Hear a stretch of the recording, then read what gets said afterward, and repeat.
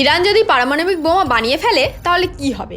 এতদিন আমেরিকা সহজেই ইরানের বিরুদ্ধে সামরিক অভিযান চালানোর সাহস পেয়েছে, কিন্তু ইরান যদি পারমাণবিক অস্ত্র বানিয়ে ফেলে তাহলে সেই হিসাব অনেকটাই বদলে যাবে, আর মুসলিম বিশ্বেও নতুন উত্তেজনা তৈরি হবে। ইরান হলো শিয়া শক্তির কেন্দ্র, আর সৌদি আরব হলো সুন্নি বিশ্বের অন্যতম প্রধান দেশ।